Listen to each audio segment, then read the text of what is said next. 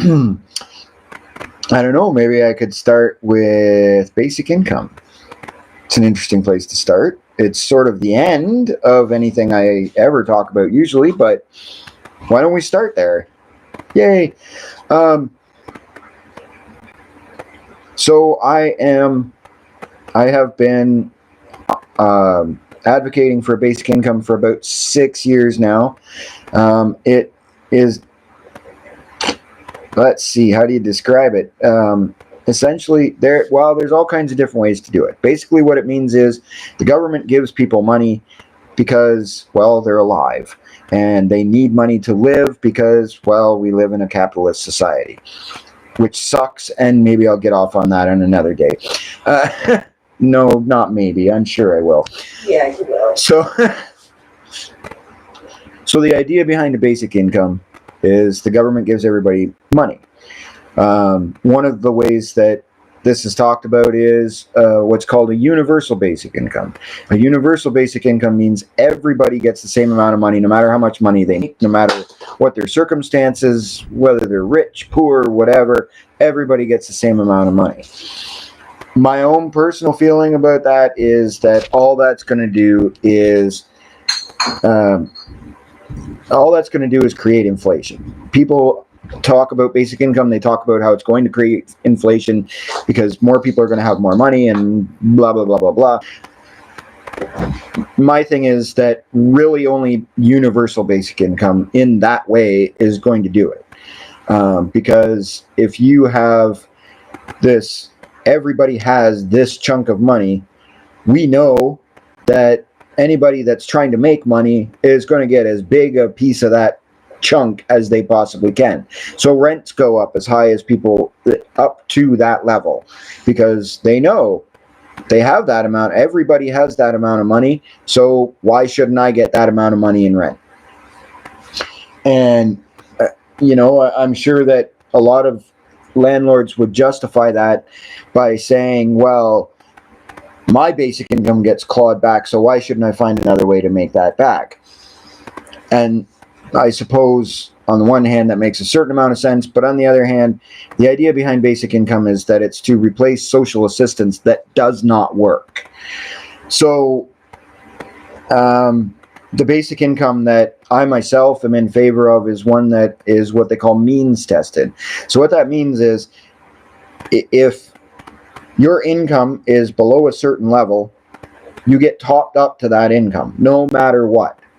So if a basic income is, say, let's work with $24,000 a year, because that's $2,000 a month, which is what the federal government is paying people for the Canadian Emergency Relief Benefit, or I think that's what it's called, or COVID Emergency Relief Benefit.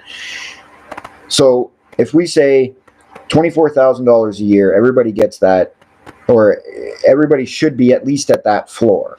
Now, that's actually a very low floor compared to what LICO says, which is the low-income cutoff, compared to a lot of market basket measures, which are, they take a group of sort of a basket of goods and services and price them out in an area, and that's the market basket measure for that area.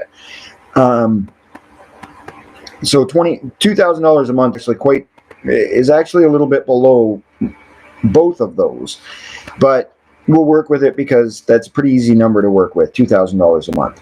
So let's say you make $1,000 a month. Half of that, I advocate for half of that would get clawed back. So actually, you would be receiving still $1,500 a month from government. You can go out and make $1,000 a month, and your income for that month is still $2,500. So going out and working still improves your situation, because that's, everybody talks about that. Well, if everybody gets free money, then nobody's going to go out to work. Fine. If you really feel that way about it, here's a way to incentivize it. Some of your basic income gets clawed back based on the income you make, but you can still get ahead by working. It isn't until, basically on that formula, you would have to make $4,000 a month before you wouldn't receive basic income that month. It's not really that complicated. It sounds complicated. It takes a long time to describe, but it's really not that complicated. Now, for myself, one of the other problems that arises from that is that our income tax system is set up such that the benefits you get this year are based on what you made last year. So we would have to do some work on how income tax is calculated and how taxes are reported and stuff like that. Even if you did it quarterly, that means nobody ever has the possibility of living in poverty for any more than 3 months. 3 months sucks, but it's better than a year and a half, because let's face it, the way things are set up now, if you have a change in your income in January of 2019, you don't see the benefits, GST or Trillium or any of that, until July of 2020. So it takes 18 months for what you needed a year and a half ago. It takes 18 months for that benefit, for that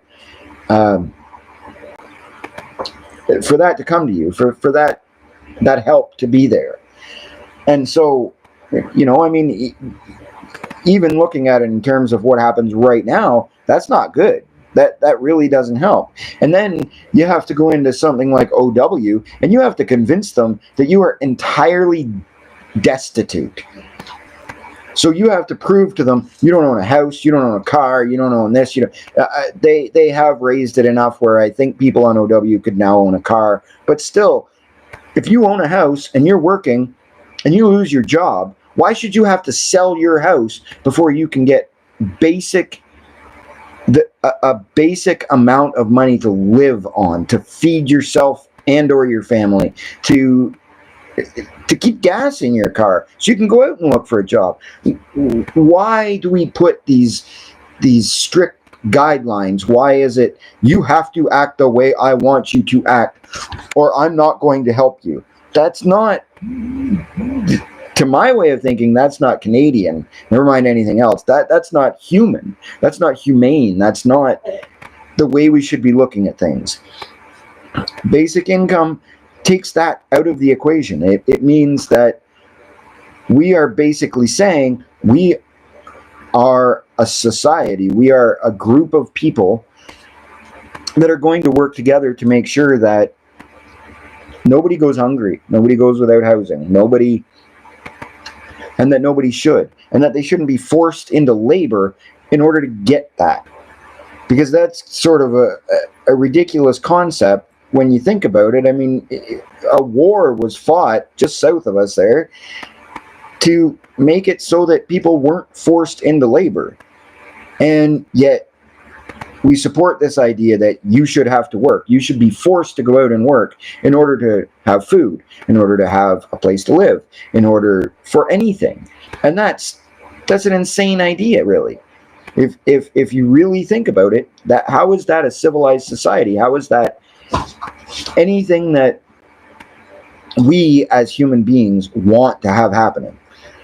And basic income addresses a lot of that, and it addresses it in a way that means that I'm not having to prove that I deserve something. It's proving that I'm a human being, I'm alive on this planet, and we agree as fellow human beings that every human being should have food and clothes on their back and a place to live. It's the most basic thing I can imagine. It's the most absolute base thing that it's been declared human rights by the United Nations, which is not any sort of governmental body, but it certainly is the world coming together to say what should be. And if they say these things are human rights, we sure don't treat them like that in any way, shape, or form. We don't. I don't know what else to say about that.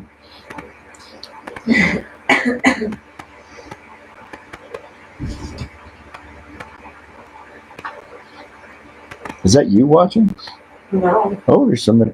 Because it says there's somebody watching. I don't know who it is. One person. Okay, one viewer for a special. I don't know. Is that long enough?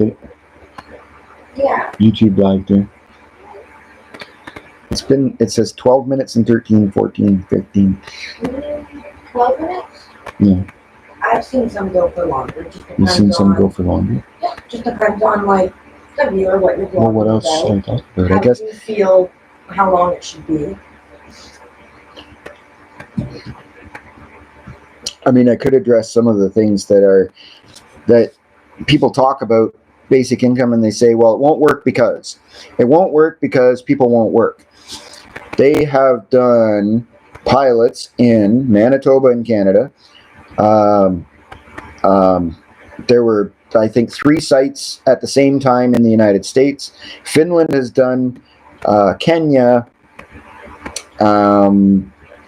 India. There are a few places where pilot projects have been done. Even here in Ontario, we just did one that got cut short very early on before any information was known, even though they claim that they know everything they need to know, and that's why they cut it off. It's nonsense because nobody knew anything.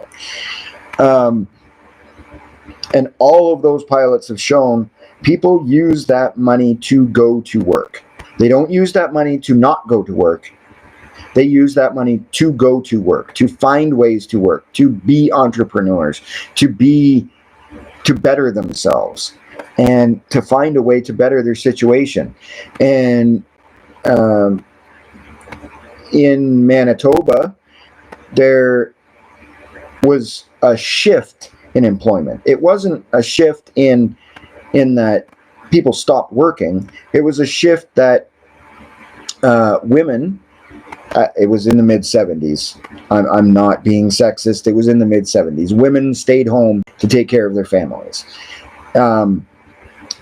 Young men from particularly 15 and older had the option to stay in school because they didn't have to go out and find a job in order to help support their family on the family farm that wasn't making a whole lot of money. So those kids could go back to school, finish their high school, and then they were working again. So in all honesty, and what research and the pilots have shown us is it actually encourages people to work. It doesn't discourage it. It doesn't, people don't, and I'll tell you right now, with all of this lockdown and everything else, I dare anyone to tell me, yes, of course, if you were being given free money, you'd love to sit at home and do nothing.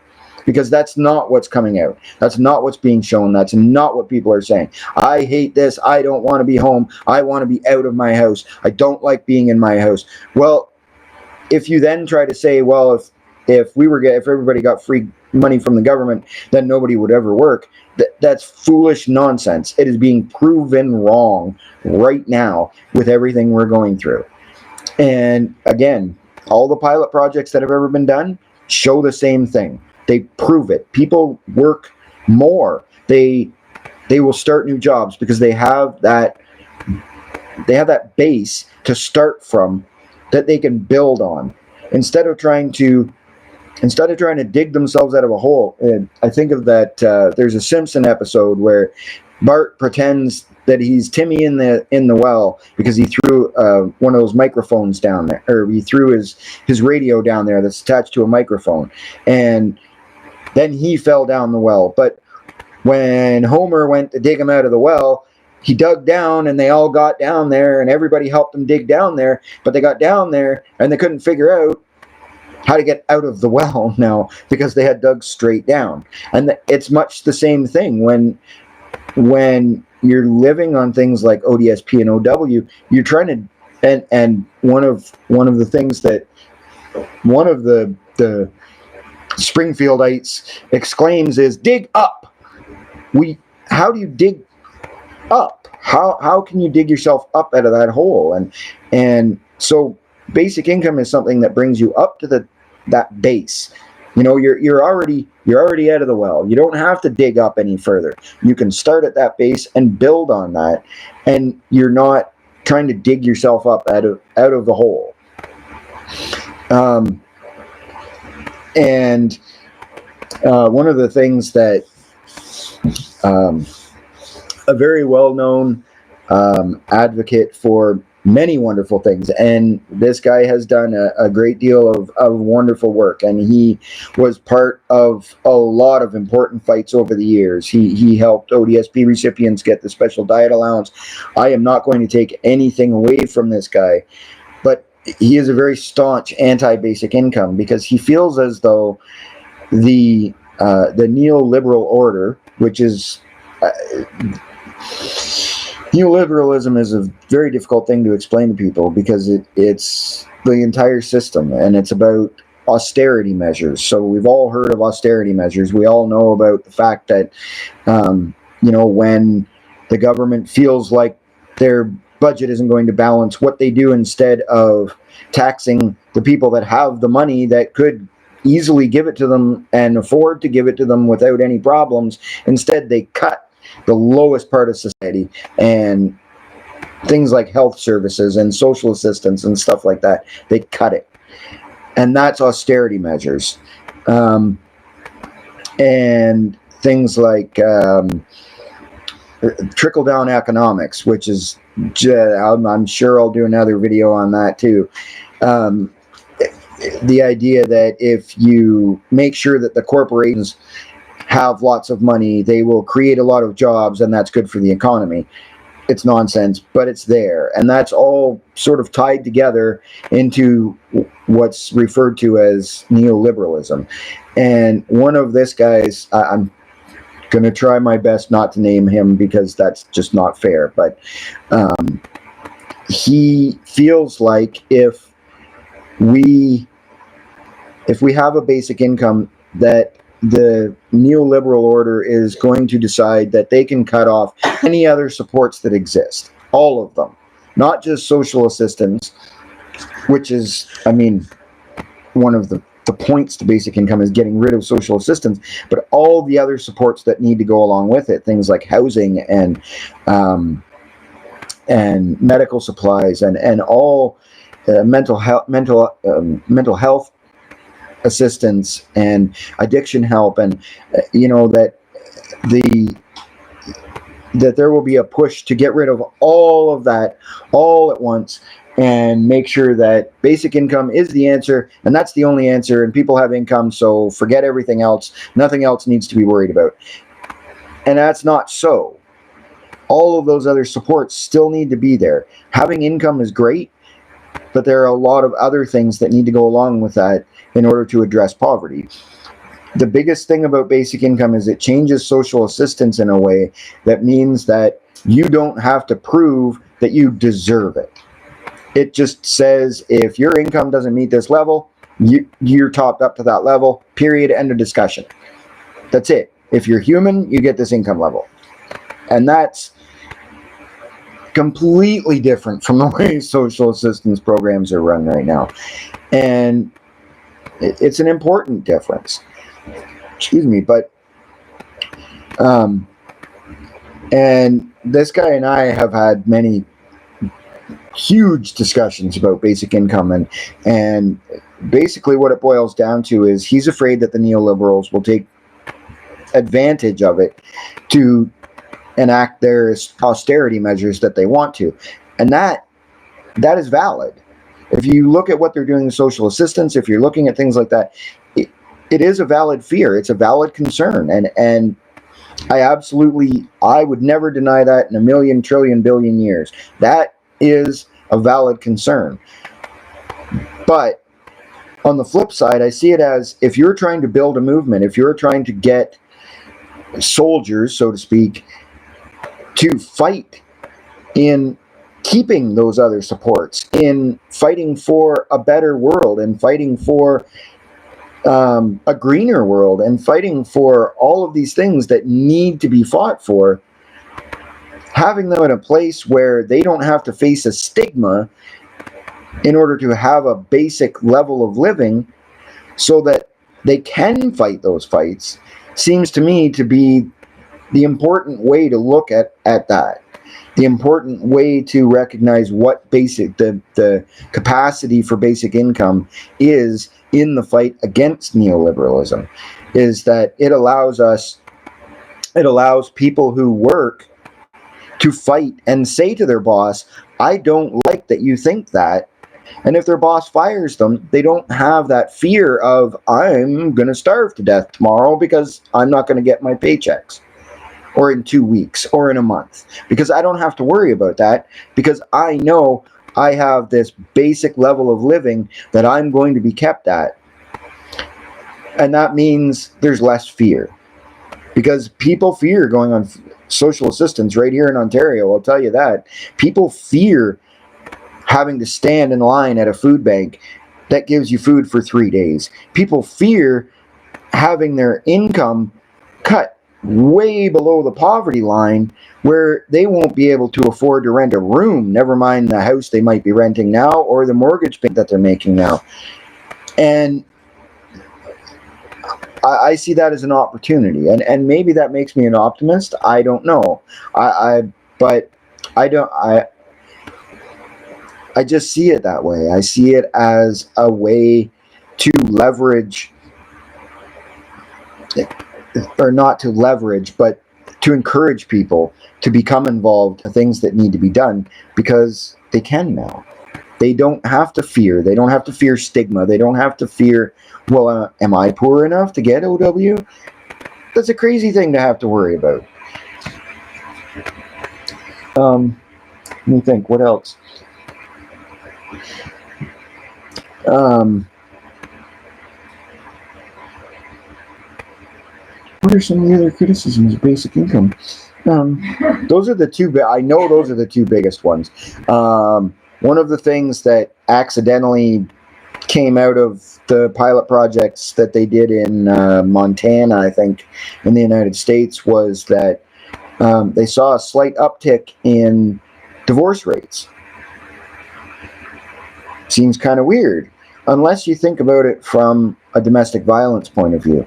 When you see it from that perspective, the thing is, these women now, and this is, as far as I know, there hasn't been research done to actually find out if this is true or not. So this is me looking at those numbers and saying, you know what, this is what I think actually happened, is that women stuck in domestic violence situations suddenly had a way to get out of that without fear, without having to worry about, where am I going to get income? Where am I going to get money? How am I going to feed my kids? How am I going to feed myself? How am I going to have housing? That was all answered. It was right there in front of them. Hey, look, I have this. I'm getting the hell out of here. I'm not sitting here. I'm not taking this abuse. I'm not putting up with this any longer. They had that choice. And I think that's a good thing. You know, I mean, if you're living in a situation where you're facing domestic violence, having a way out, I can't imagine a more important thing. Having knowing that you have the capacity to get out of that situation, I can't imagine a more important thing in that situation. I can't.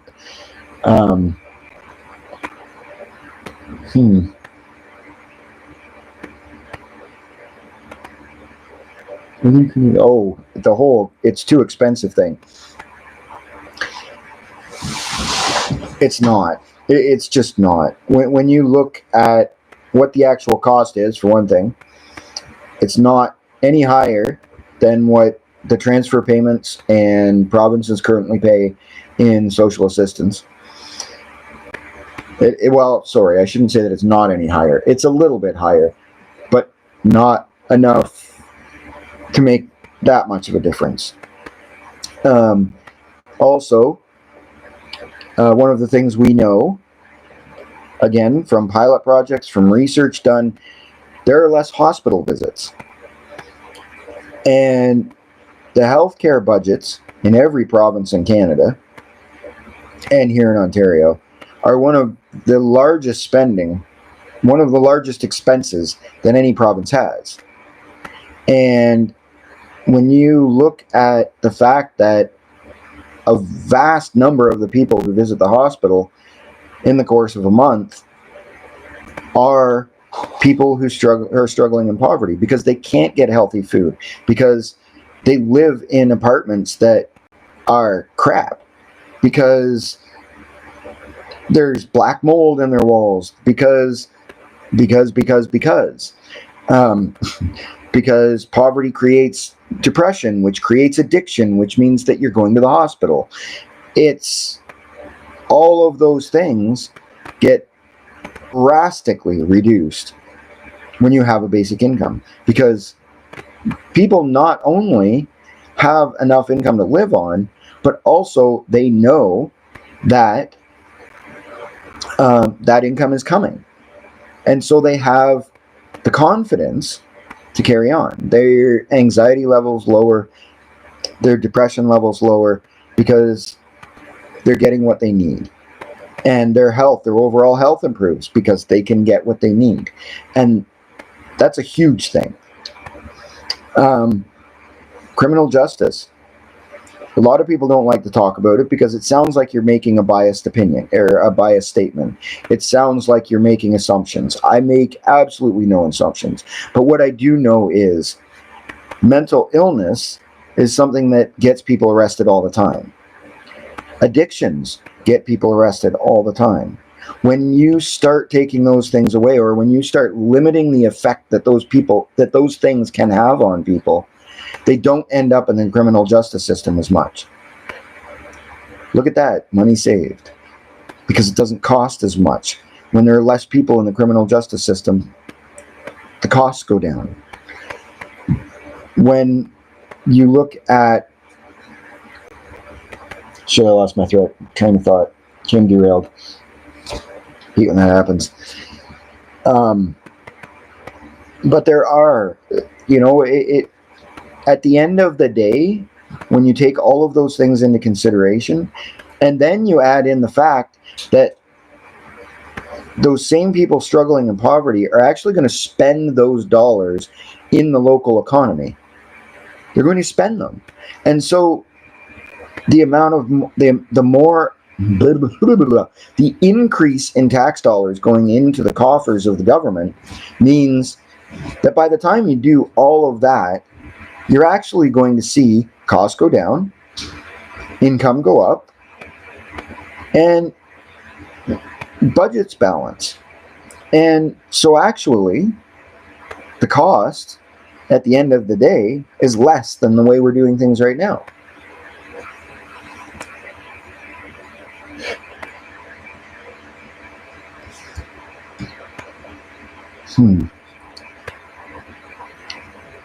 Well, I think that's enough jabbering for right now.